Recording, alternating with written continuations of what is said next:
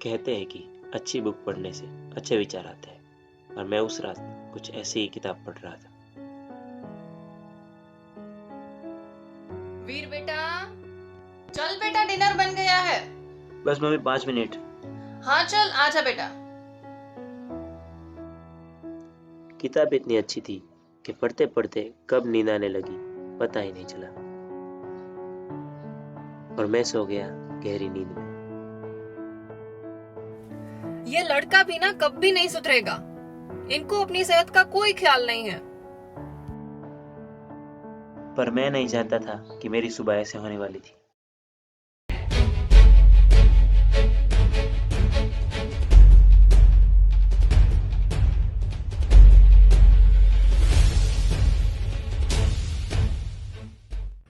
Self discipline. दोस्तों, अगर आज हमने सेल्फ डिसिप्लिन पर फोकस नहीं किया तो हो सकता है मानव समुदाय के अंत की शुरुआत जो है वो वैसे तो होना बिल्कुल शुरू हो चुकी है, क्योंकि उत्तर दिशा में जो बर्फ है वो पिघलना शुरू हो चुकी है।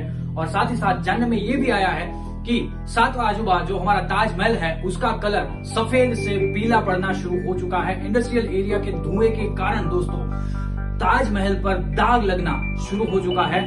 देश में आज एक भी नदी या समुद्र ऐसे नहीं है जहां पर प्लास्टिक का कूड़ा और कचरा ना मिला हो, और वो भी सिर्फ और सिर्फ हमारी लापरवाही की वजह से। दोस्तों, हम जो ख्याल नहीं रखते हैं उसकी वजह से ग्लोबल वार्मिंग के कारण बिन मौसम बरसात जो है वो हो रही है, और उसी के कारण देश में तरह तरह की बीमारियां जो है वो फैल रही है, और उसी बीमारी के कारण दोस्तों देश में अस्पताल जो है उसकी कमी हो रही है। तो आज इसी विषय पर बात करने के लिए स्पेशल शो हम लाए हैं सिर्फ और सिर्फ आपके लिए। जुड़े रहिए हमारे साथ दोस्तों। एक तरफ हाहाकार मचा था, और तभी अभिनव का कॉल आया।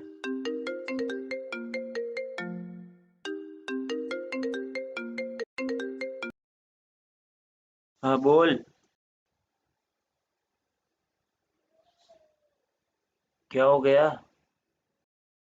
हाँ रुक 1 मिनट। और मेरे अब होश उड़ने वाले थे।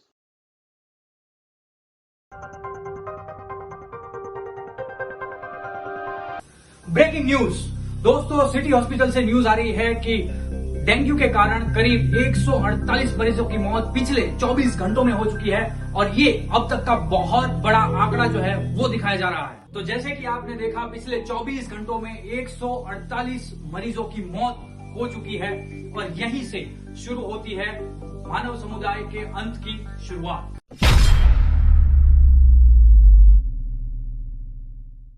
और फिर ये खबर सुनकर मेरे होश उड़ गए। सुन, मेरी बात सुन, मैं लैब आ रहा हूँ। Okay okay bye. मेरा नाम वीर है और मैं एक साइंटिस्ट हूँ, और ये मेरी लैब है। कंप्यूटर पर बैठा हुआ आदमी अभिनव, जी हाँ सही पहचाना, जिसने मुझे अभी अभी कॉल किया था। और बाजू में बैठा हुआ संदीप, जो मेरे बचपन का यार, फ्री के टाइम पे कभी कभी पढ़ाई करने आता रहता है।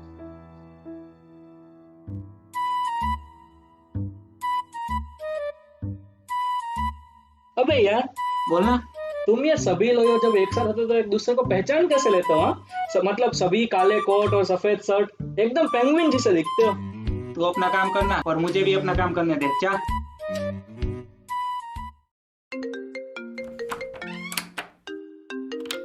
अरे संदीप। अरे हाँ, 2 मिनट, एक urgent call. Don't worry. Hi Veer, कैसा है? सब बढ़िया भाई। Urgent call? हाँ, गर्लफ्रेंड मिल गई क्या इसे? मैं 2 मिनट के लिए भूल चुका था कि सुबह के न्यूज चारों ओर फैल गया। टीवी, अखबार, मोबाइल, हर तरफ। जहां देखो वहां यही न्यूज फैली हुई है।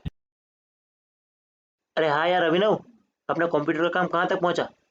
बस कुछ नहीं, थोड़ी मरम्मत और कोडिंग बाकी है, बाकी बस कंप्यूटर रेडी। चलो बढ़िया है। और अभिनव मेरे कहने पर एक सुपर कंप्यूटर पे काम कर रहा था। बहुत बुरा हुआ ना यार, 148 लोग डेंगू से मर गए। हाँ यार, होश उड़ा दिए थे सबके इस खबर ने। विश्वास नहीं होता, इस सदी में भी लोग इतनी बीमारियों से मर रहे हैं। काश ये कंप्यूटर बन पाता तो हम कई लोगों की मदद कर पाते। और तभी कुछ ऐसा हुआ जो नहीं होना चाहिए था। यार अभिनव, सच में तुम इस डिवाइस से कुछ कर पाते? हाँ हाँ, क्यों नहीं, हो ही सकता था। तो किया क्यों नहीं यार? संदीप का ऐसा बिहेवियर पहली बार देखा था। क्या हुआ संदीप? अरे बता, बोलता क्यों नहीं? न संदीप कुछ बता रहा था, किसका फोन था, न हमें कुछ पता चल रहा था, पर जो था वो उस फोन कॉल में था। City hospital? Oh shit. और डेंगू की बीमारी ने संदीप के पापा को छीन लिया था। संदीप, सुबह की 2 बड़ी नेगेटिव न्यूज ने मेरा दिमाग घुमा दिया था।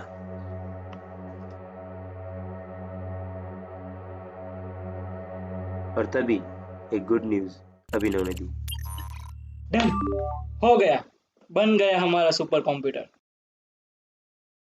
क्या बात कर रहा है? और ये गुड न्यूज खुद को दिलासा देने के लिए काफी थी। क्या बोला तूने? हाँ हाँ, बन गया सुपर कंप्यूटर, देख लो। वाओ, अमेजिंग, कमाल कर दिया साले तूने। चलो इसे ट्राई करें। बस अभी सेटअप करके देता हूँ। क्या देखना चाहते हो? चलो भविष्य में जाकर देखते हैं कि 10 साल बाद कितना पॉल्यूशन फैला हुआ है। ओके ठीक है। और ये डिवाइस आने वाले 10 साल का पूर्वानुमान दिखा सकता था।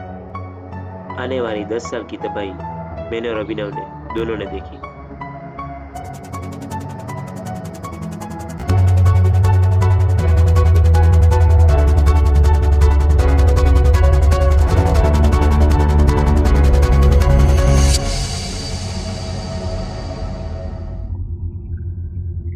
कैसे कुछ हम आगे का नहीं देख सकते? आई एम सॉरी, बट ये पॉसिबल नहीं है। कुछ करना है यार।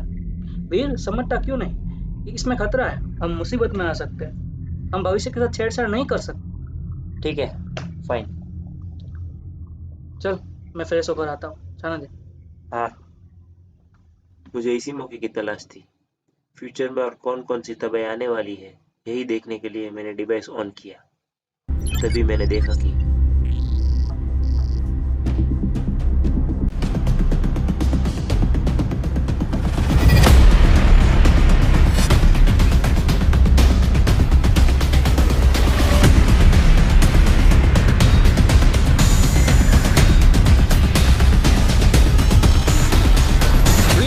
क्या कर रहा है तू? मना किया ना तुझे ये सब करने का, क्यों छेड़खानी करता है?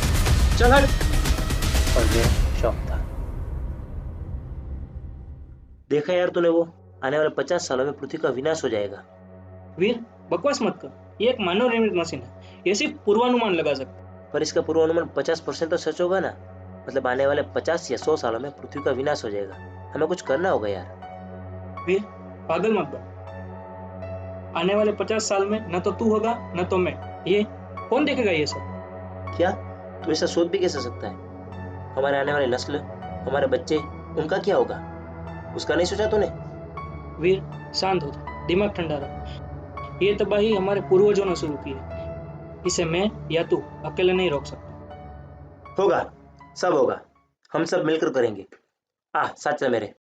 मैंने ठान लिया था कि अब कुछ करना पड़ेगा। मुझे मार्कर पास कर, क्योंकि जो अभी मैंने देखा वो किसी को बयां करने लायक नहीं था।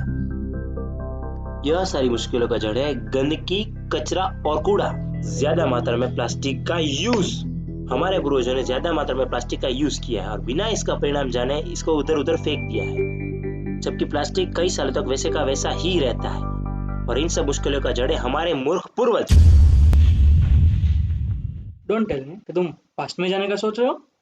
एग्जैक्टली, हमें हमारे पूर्वजों को आने वाली मुश्किलों से आगाह करना पड़ेगा। यही एक रास्ता है। तो चलो। कहाँ? चार्ली के पास। अरे लेकिन एक मिनट, सुन तो सही। चार्ली, इस लैब का मालिक और मेरे पापा का बचपन का दोस्त, उसूलों का पक्का। चार्ली, हमें रास्ता मिल गया है, हमें बस तुम्हारी हेल्प चाहिए। अरे अभिनव, वीर, बैठो। क्या हुआ, मुझे डिटेल में बताओ। और मैंने एक एक करके चार्ली को सब बताना शुरू किया और वीडियो भी दिखा दी। पास में जाने की बात चार्ली को पसंद नहीं आई। आई एम सॉरी, मैं इसमें तुम्हारी कोई मदद नहीं कर सकता। और पहली बात तो ये, सुपर कंप्यूटर तैयार हुआ उसकी मुझे खबर तक नहीं थी। और वीर, तुम अपने आप को क्या मसीहा समझते हो कि पास्ट में जाओगे, लोगों को समझा के वापस आ जाओगे? ये कोई खेल चल रहा है क्या?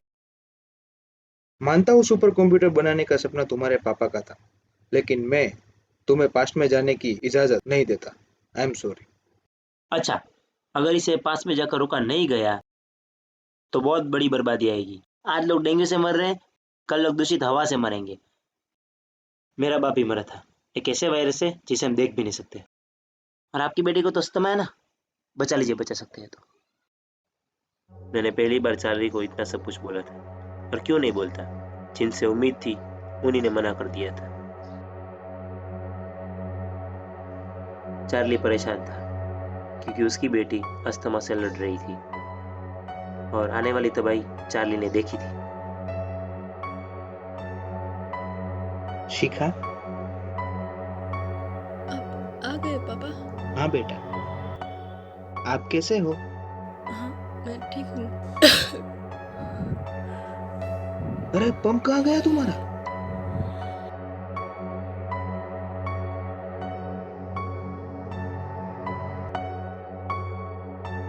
चार्ली एक और बार सोचने पर मजबूर हो गया था। वो सुनो को तो पक्का था, पर एक बाप अपनी बीमार बेटी को कैसे मरते हुए देख सकता था।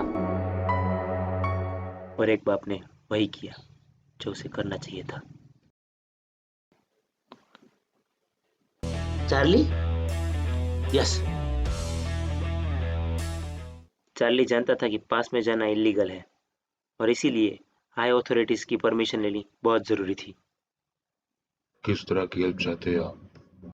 सर, अगर आप हमें परमिशन दे पास्ट में जाने की, तो आने वाली तबाही को हम कंट्रोल में ला सकते हैं। हमारी ओर से पूरी परमिशन है आपको, लेकिन कुछ अनहोनी होगी या गलती होगी तो उसकी जिम्मेदारी आपकी होगी। और हाई अथॉरिटीज ने परमिशन दे दी थी, क्यों नहीं मिलती? चार्ली जो साथ में था। अगले ही दिन चार्ली मुझे अपने गोडाउन ले गया, जहाँ उसने टाइम मशीन छुपा कर रखी। चार्ली का ऐसा लुक मैंने पहली बार देखा था।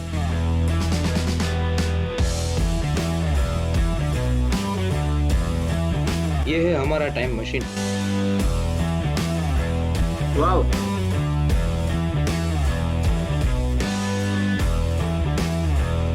अरे चार्ली, ये तूने कब बनाया? जैसे तुम्हारे पापा का सपना सुपर कंप्यूटर बनाना था, वैसे ही मेरा सपना टाइम मशीन बनाना था। कई साल इस पर मैंने मेहनत की, तब जाके ये तैयार हुआ। इसी के सहारे हम पास्ट में जाएंगे। तो इसे ऑपरेट कौन करेगा? अभिनव। तो रेडी हो जाने के लिए अभिनव स्टार्ट करो।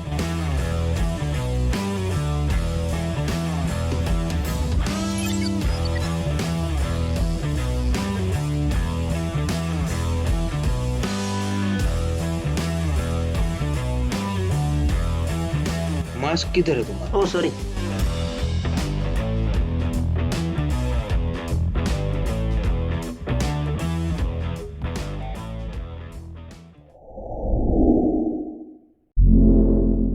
कुछ ही मिनटों में चार्ली और मैं पास्ट में आ गए और प्लान के मुताबिक हम दोनों ने सफाई करना शुरू कर दिया। पर होते हैं ना कुछ लोग जिसको कुछ फर्क नहीं पड़ता।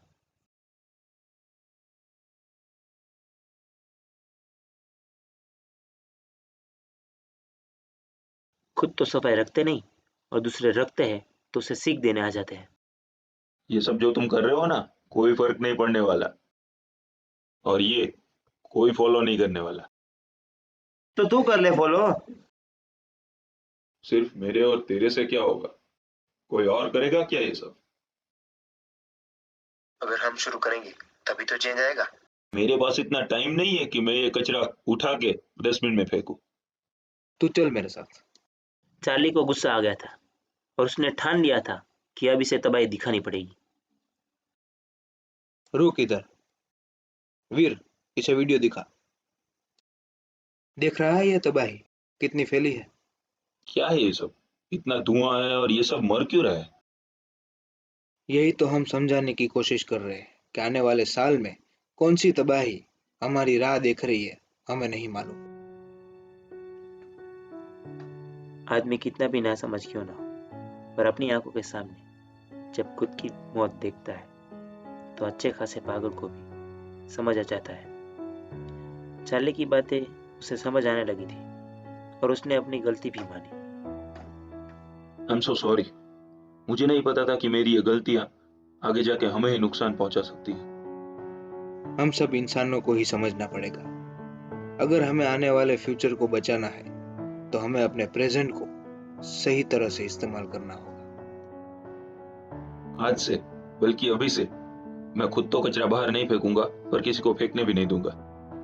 एक बात समझ लो यारो, हम इस पृथ्वी पर एक मेहमान की तरह आए हैं, तो हमारा फर्ज है कि आने वाली नस्ल के लिए ये पृथ्वी हम वैसी की वैसी छोड़ के जाए। हमारा जितना हक पृथ्वी पर है उतना ही हक हमारे आने वाले बच्चों और हमारे आने वाली नस्लों का भी है। इसलिए हम सब एक साथ मिलकर ये करेंगे तो होगा। हमें ये समझना होगा कि हमें अपना कचरा यहाँ वहाँ नहीं फैलाना है, समझ गए? चलो बढ़िया। चार्ली और मैं सबको समझाते गए और वो सब एक दूसरे को फॉलो करते गए। अरे वीर, इधर आओ, कुछ दिखाता हूँ, जरा यहाँ नजर डालो। अरे ये तो पापा है। मैं और जैकी तुम्हें और शिखा को हर वीकेंड पर यहाँ लाते थे। बस तुम दोनों जैसा ही बचपन सबका गुजरे, वही काम हमने किया है। Birds flying high, खुद पर गर्व महसूस कर रहा हूँ। you know how I feel. मानो बदलाव का नया सूर्योदय हुआ है। Sun in the sky, हमने कर दिया। you know how I feel. मैंने और चार्ली ने कमाल कर दिया। Breeze drifting on by, you know how I feel. It's a new dawn, it's a new day, it's a new life for me. और आज मुझे अच्छा महसूस हो रहा है। And I'm feeling good. I'm feeling good.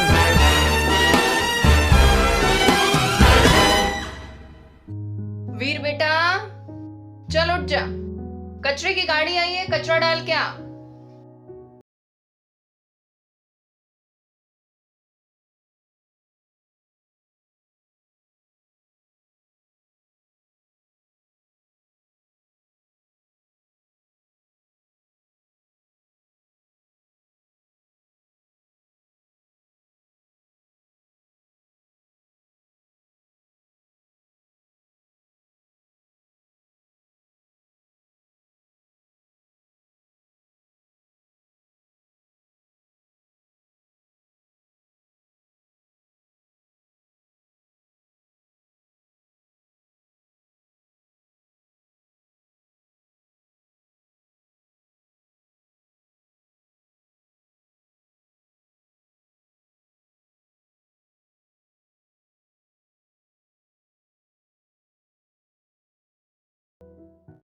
अरे वीर बेटा, ये तो भूल गया। मुझे लगा मैं कोई सपना देख रहा हूँ। पापा, ये तो ले जा। पापा, जा। रुको पापा, मैं 1 मिनट में आया।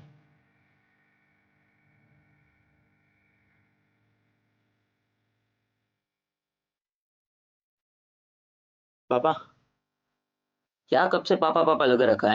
और क्या कर रहा है ये सब तू? हाँ, और आज इतना लेट क्यों उठा तू? अरे जैकी, लगता है तुम्हारा बेटा सोने में पीएचडी करने वाला है। हाय जैकी हाय अंकल। शिखा, देख शिखा से कुछ सीख। और तू बंदर अभी तक सो रहा था क्या? मेरे सामने मेरा मरा हुआ बाप जिंदा खड़ा था और साथ में चार्ली और शिखा भी। क्या सोच रहा है तू? अरे जवाब दे। पापा के इस सवाल का जवाब मेरे पास नहीं था। क्या पापा ऐसा हो सकता है कि हम अपने पास को चेंज करें तो फ्यूचर बदला जा सकता है? आज ये सब क्या पूछ रहा है तू अचानक? नहीं पापा, बताओ तो सही। देखो वीर, हम पास्ट में जा नहीं सकते। हमारा जो फ्यूचर है वो सिर्फ और सिर्फ हमारा प्रेजेंट ही डिसाइड कर सकता है। समझा? नहीं समझा? समझाता हूं। अभी तू कचरा फेंक के आया, तूने आज का कचरा आज फेंका। तो वो जमा नहीं हो जाएगा कल के लिए। तो कल इतना ही कचरा होगा। तो तूने अपना कल आज ही डिसाइड किया। तो ऐसे ही हमारा प्रेजेंट हमारा फ्यूचर डिसाइड करता है, समझा? हाँ। और यही हम सबको करना है। और हाँ, इस पृथ्वी पर हम सब मेहमान हैं। Yes, correct.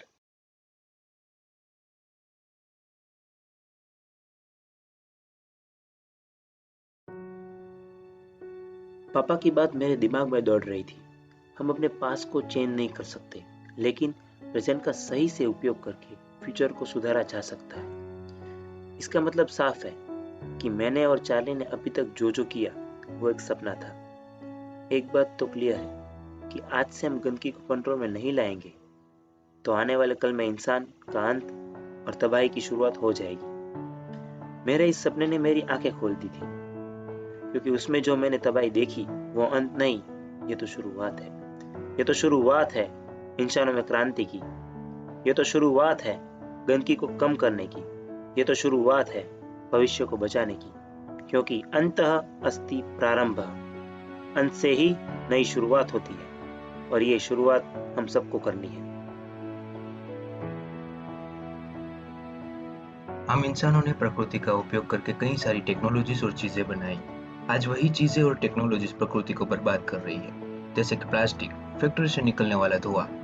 उसके कारण ग्लोबल वार्मिंग जैसी इफेक्ट आ रही है, बीमारी में बढ़ावा हो रहा है, क्लाइमेट चेंज हो रहा है, जंगलों में आग लग रही है, बिना मौसम की बरसात और बढ़ती हुई गर्मी, यहाँ तक कि पशु पक्षियों की बिना कारण मौत हो रही है। हम ये नहीं जानते कि आने वाली तबाही इंसानों के लिए कितनी घातक साबित होगी। तो अब ये हमारा फर्ज है कि आज यानी अभी से ही हम सब संभल जाए। अब ये हमारे हाथ में है कि हमारी पृथ्वी को ऐसे तबाह होने देना है या तबाह होने से रोकना है।